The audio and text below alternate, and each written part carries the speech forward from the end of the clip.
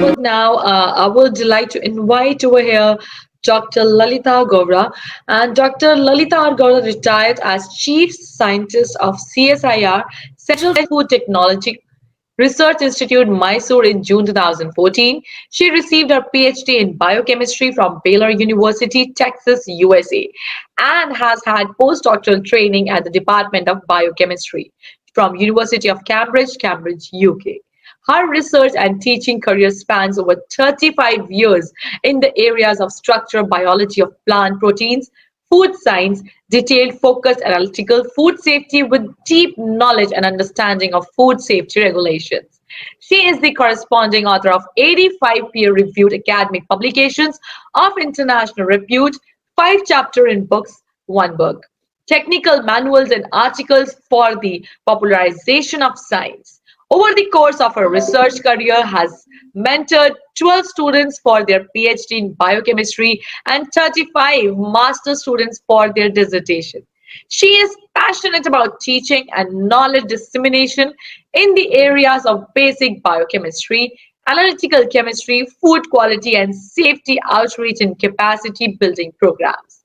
She is currently a member of the Scientific Committee, Food Safety and Standards Authority of India, Genetic Engineering Appraisal Committee under Ministry of Environment, Forest and Climate Change, Chairperson of the Scientific Panel on GM Foods, FSSAI, and Board of Governors, National Institute of Technology, Suratkal, Karnataka. She is the recipient of several awards throughout her academic and scientific career, which include the Sridevi Memorial Gold Medal in MSc Biochemistry, University of Madras, Best Teaching Assistant Award, Baylor University, Texas, USA, and the prestigious Sir C.V. Raman Young Scientist Award for Life Sciences 1997 from Government of Karnataka. She received the CSIR CFTRI Foundation Day Award for the Best Research Paper published 6 times. She is also the recipient of the SSAI Eat Right Award 2019 in the professional category. And now I would like to invite her on screen to speak on the session of food authenticity testing, India perspective, honey. Can we please have the AV? I would like to thank AOAC India for giving me this opportunity to present, to make a presentation on honey authenticity, the Indian perspective. Honey is a widely consumed natural product which is obtained from the nectar of flowers and the aerodigestive tract of the honeybee. Not only is honey desirable for its taste and nutritional value, but also for its health benefits.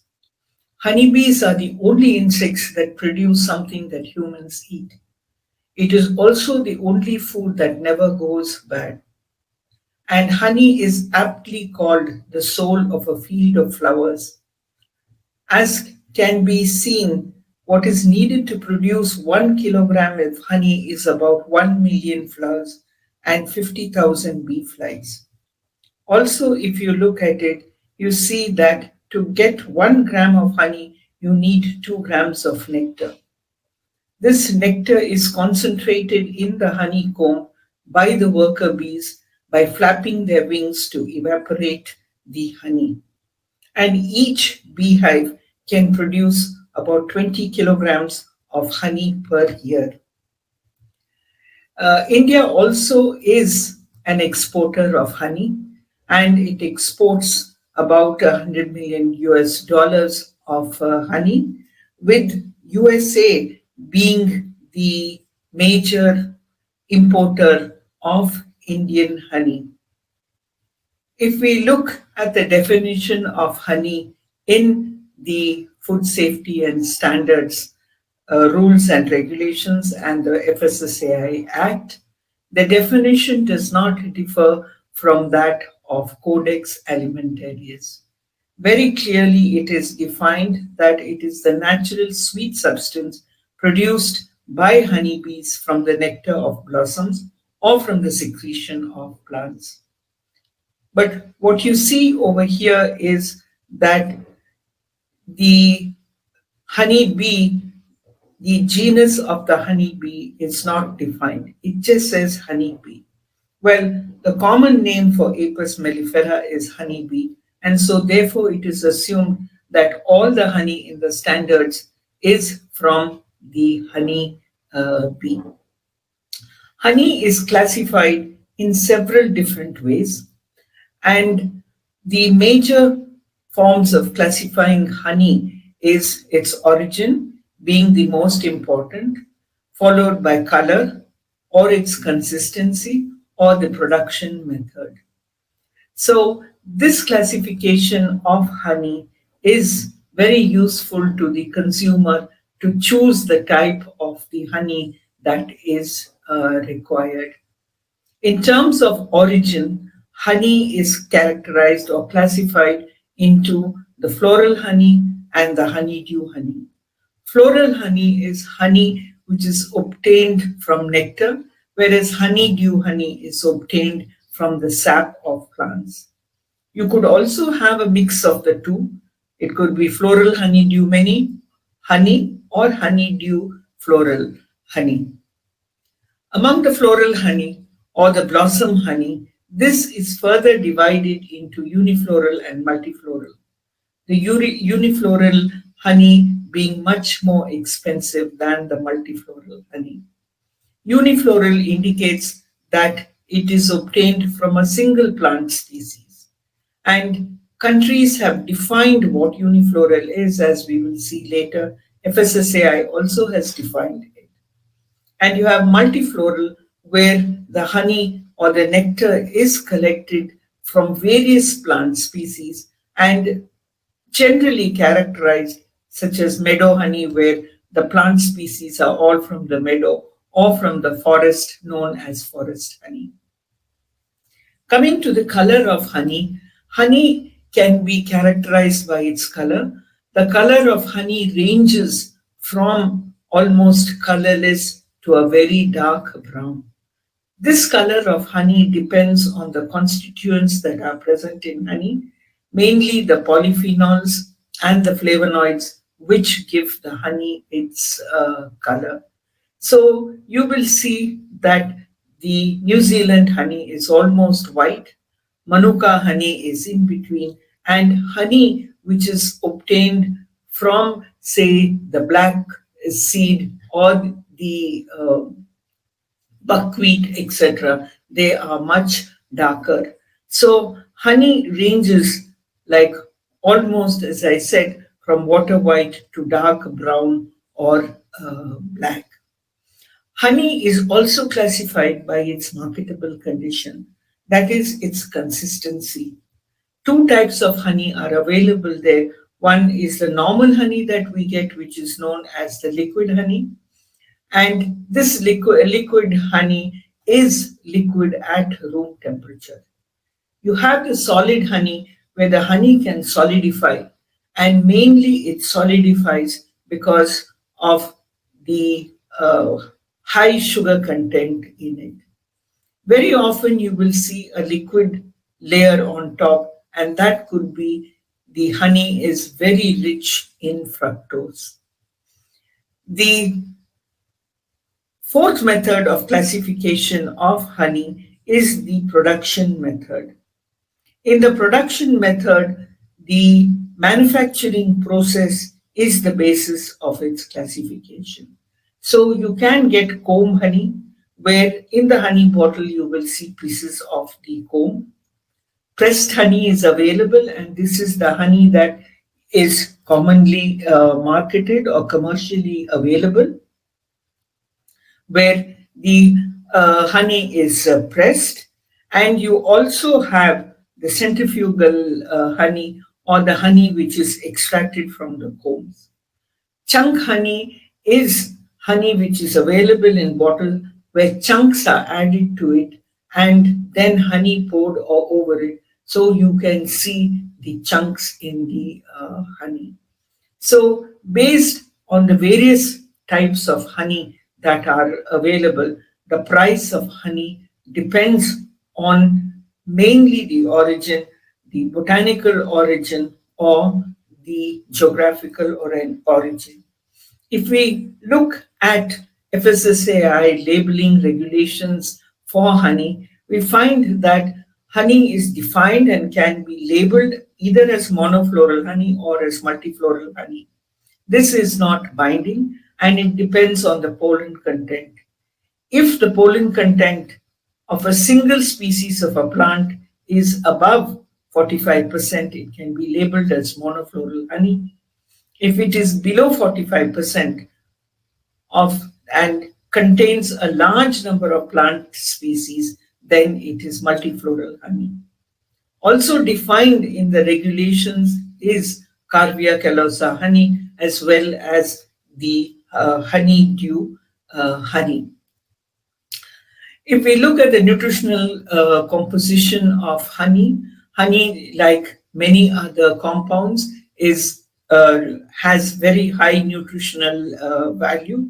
It consists mainly of sugars and water. And also it has minor constituents, which are the minerals, the fatty acids, the vitamins, polyphenols, flavonoids, etc., which make honey an important liquid and very important for medicinal uses and the other therapeutic uses. Honey is also rich in compounds such as the amino acids and enzymes. Several enzymes are known to be present in honey. So, the biochemical characterization of honey indicates not only does it contain the monosaccharides, disaccharides, it also contains flavonoids, phenolic acids, lipids, esters, aldehydes, and ketones, which are the volatiles, and give honey its aroma. So, the therapeutic potential of honey is well validated and documented. It is known to have high antimicrobial activity, antioxidant activity. It is a natural immune booster and also a remedy for a number of ailments. An important factor about honey is that it is also known to be an anti-diabetic agent. Syringic acid, which is a constituent of honey, is known to be an inhibitor of aldose reductase, which is responsible for cataract formation. And so, therefore, the anti-diabetic potential has been proven by several studies. Because of all these properties of honey, honey has become a commodity which is prone to several fraudulent practices. So, honey is prone to different types of fraud. One of the major types of fraud for honey is the addition of different sugar syrups, ranging from adding cane sugar to corn syrup, beet sugar, rice syrups, wheat, etc. A second type of fraud is harvesting an immature honey. That means honey which is, or the nectar which has not been concentrated, and then doing a vacuum concentration of the honey. Masking and mislabeling of the geographical or botanical origin is rampant, and further artificial feeding of bees during a nectar flow when nectar is not available also is practiced rampantly. US Pharmacopoeia indicates, the food fraud database indicates that honey ranks as the third favorite food target for adulteration, only behind milk and olive oil. So, how do we detect these frauds, and how do you say that honey is authentic? There are two important aspects of honey authenticity. These are the production and the origin. In the production, other than the processing and the water content, the main fraudulent practice is the addition of sugars. And the addition of sugars is based on mainly based on adding either cane sugar or these syrups, as we will see. So the sugar adulteration is from two different types of plants, that is the C4 plants and the C3 plants. These are characterized based on their photosynthesis. So if honey is adulterated either with the corn syrup or with sucrose, techniques such as the elemental analysis coupled with IRMS can be used to detect these adulterations. The AOAC method 998.12 is well validated, and it is a robust method for detecting the fraudulent addition of C4 sugars to honey. A combination of the elemental analysis, IRMS, and liquid chromatography, IRMS, has been used to detect the fraudulent addition of sugars either from beet or rice or chicory or wheat. If we the detection of adulteration with the sugars or with sucrose or with the corn syrup, as I said, is through elemental analysis. So, in this method, the protein of the honey is extracted, and honey as such is used, and it is subjected to elemental analysis where it is combusted into carbon dioxide, and the ratio of the C13 and C12 is determined. By determining the ratios, the difference in the delta C13 value of protein and honey are noted, and it is apparent that if it is not adulterated, they are almost equivalent. And the amount of adulteration, that is the quantity of the C4 adulteration, can be calculated by using the formula which is shown over here. See, to identify or to detect the adulteration with the other sugars, LC-IRMS is used. In this procedure, the liquid chromatography, the sugars of honey are separated by ion exchange chromatography on a calcium column, eluted with water. The sugars, the chromatogram, in the order of elution through an interface are oxidized. They undergo either a wet oxidation or a very high temperature combustion, and they are converted into carbon dioxide and other gases which are absorbed. The carbon dioxide passes into the IRMS, and the chromatogram is obtained showing the C13 by C12 ratios of each of these sugars, very similar to a LC chromatogram that you see in ordinary LC analysis. The individual carbon dioxide peaks, as I said, are admitted into the IRMS, and the delta 13 values of each of these peaks appears in the data and can be used. So what you see over here in the upper left-hand corner is a chromatogram of a pure honey sample. And looking at the delta 13 ratios of the fructose glucose and doing delta C13 of fructose minus glucose, you see it is less than 1, indicating that it is not adulterated. Also, the delta C13 max between the sugars and between the sugar and protein can be calculated.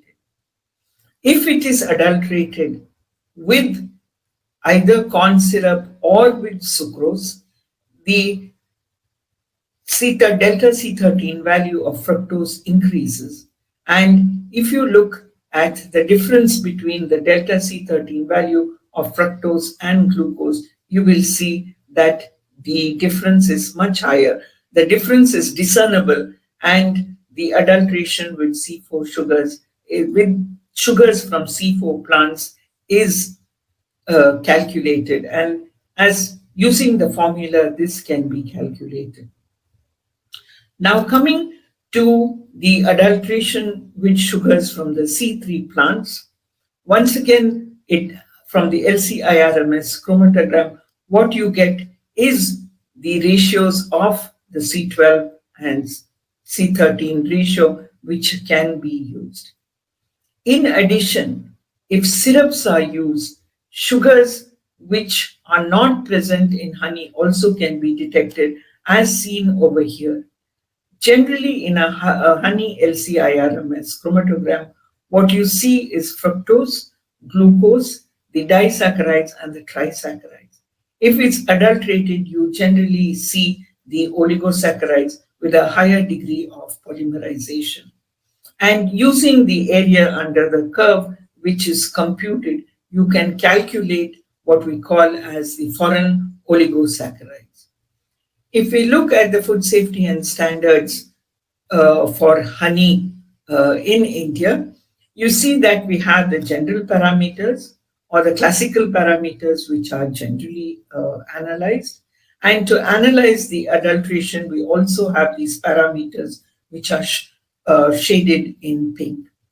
So, according to the standards, the sugar content from C4 plants maximum permissible is 7. The delta C13 maximum difference between all the measured T30 values should be plus or minus 2.1.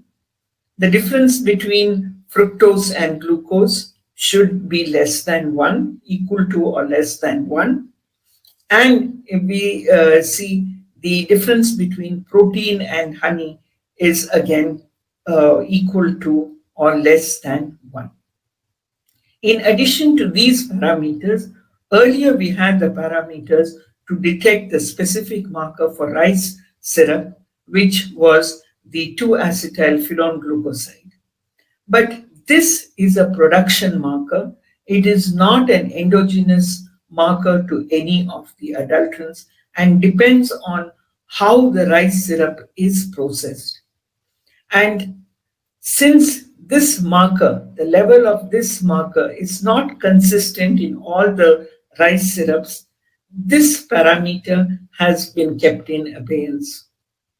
The second parameter which has been kept in abeyance is the trace marker for rice syrup, which is arsenic. Again, it is found that even pure honey has got high levels of arsenic in it, and so we do not have any baseline data.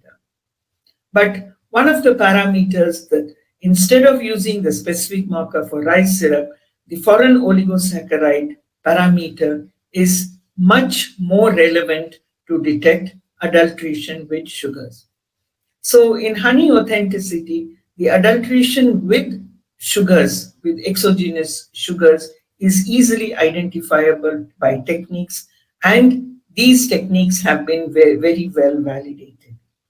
Now, coming to the second aspect of honey authenticity, that is the origin, mainly the botanical and geographic origin. Of course, organic is only known by provenance. The botanical and geographic origin can be detected by measuring parameters which can be targeted. These could be the phenolic compounds, could be the pollen count, it could be organic acids, proteins, amino acids, and minerals. I will just describe 2 or 3 studies that were done with Indian honey to detect or to identify the botanical origin. Several methods are available. We can use either the classical methods such as pollen count, which is known as melissopollinology, or we can use modern methods, the advanced methods such as HPLC, GCMSMS, LCMSMS, NMR, amino acid analysis, and molecular biology techniques. In a study that was carried out with honeys obtained from Kashmir Valley, by pollen analysis, simple melinophysiology, the pollen analysis was carried out, and all the honey samples which were collected from the honey were unifloral, and there were 4 types of honey. One was honey which is obtained from cherry plant, then the saffron the other had saffron pollen, The third had the apple pollen, and the fourth had the wild bush pollen. The pollen analysis of melanophysiology is a good technique to for botanical origin, but it has its limitations in that the technique is time consuming, laborious. It requires specialized knowledge and expertise for the interpretation of the results. You need very good experience, uh, having looked at several micrograms of pollen grains so that you can identify, and the counting of the pollen grains has to be perfect.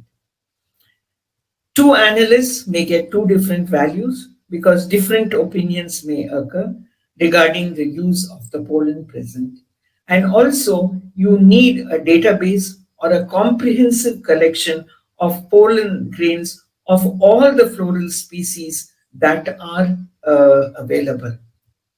So, coming to the botanical origin, a second method using the advanced techniques can target any of the parameters that are present in the nectar, mainly either the volatile compounds or the phenolics or any other minor compounds such as the micro elements.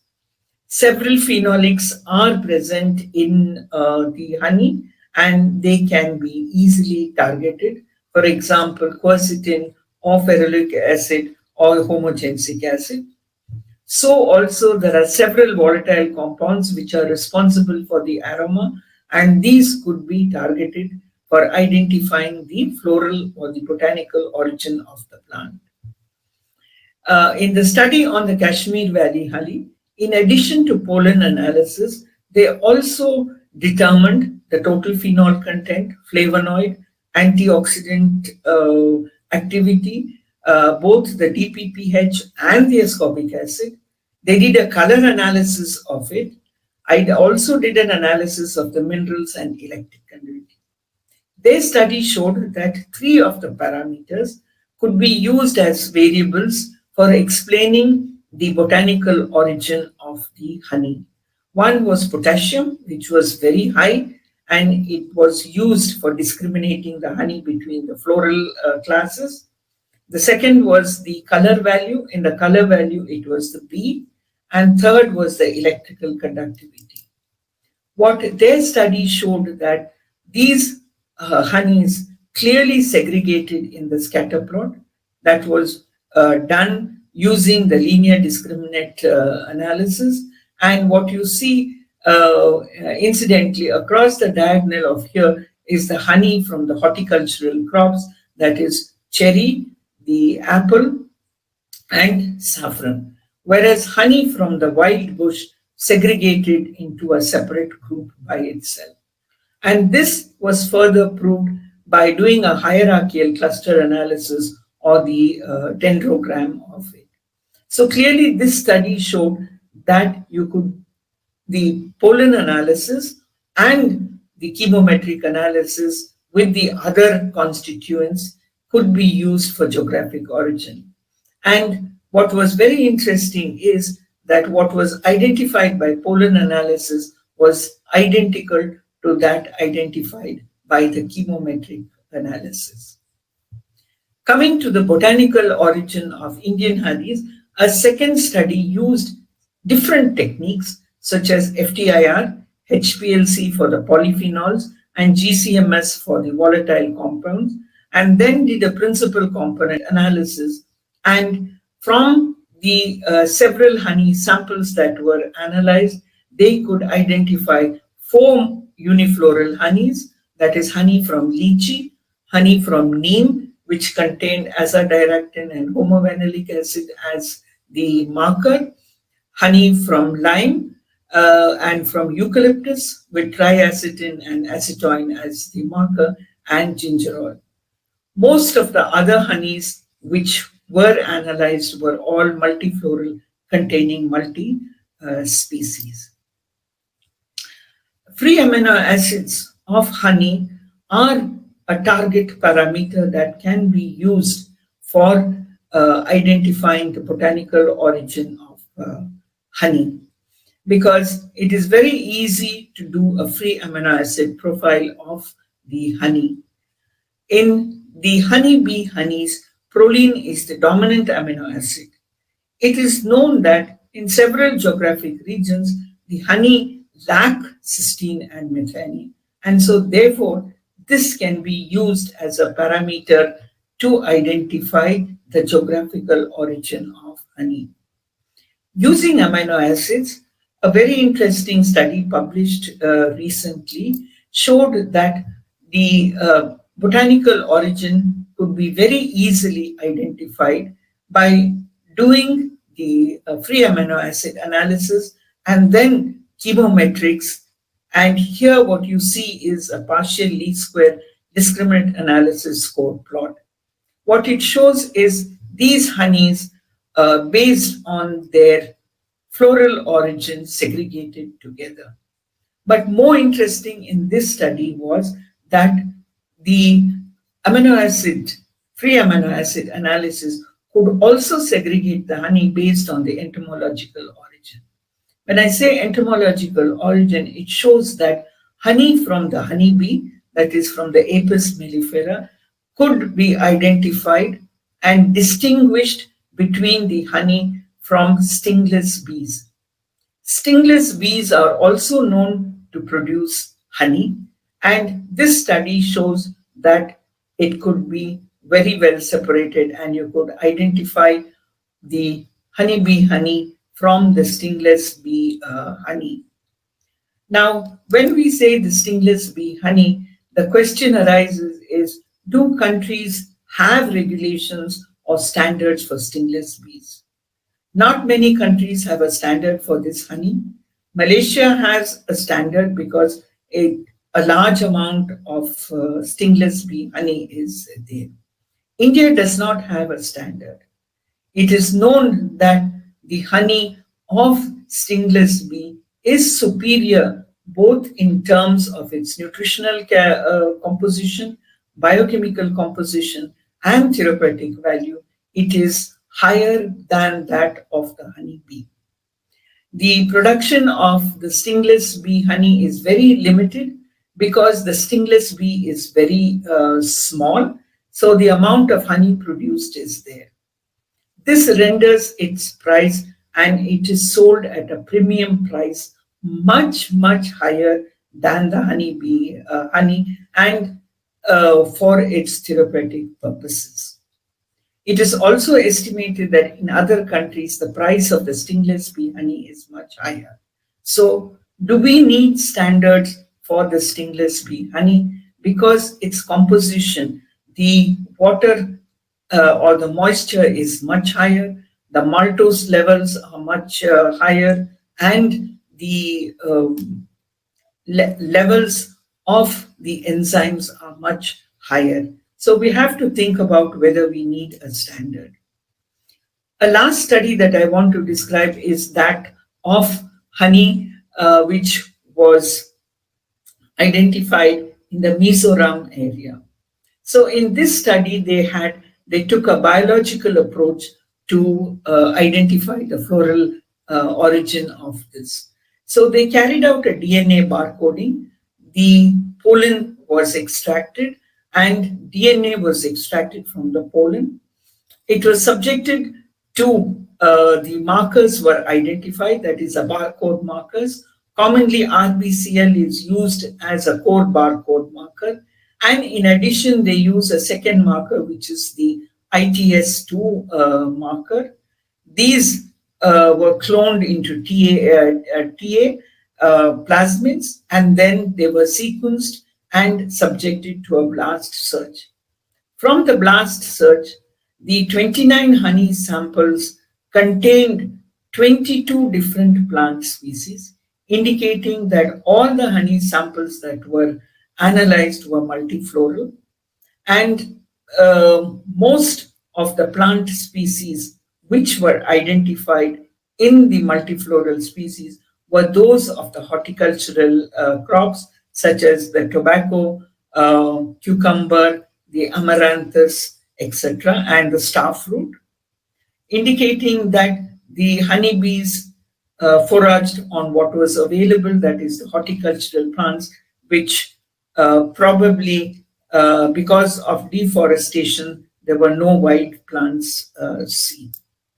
So, in conclusion of this, what I would say is that there is no single method which can ensure the botanical and geographical origin. We have to use a combination of methods or identify more than one parameter, combine it with chemometrics to determine the botanical and geographical origin.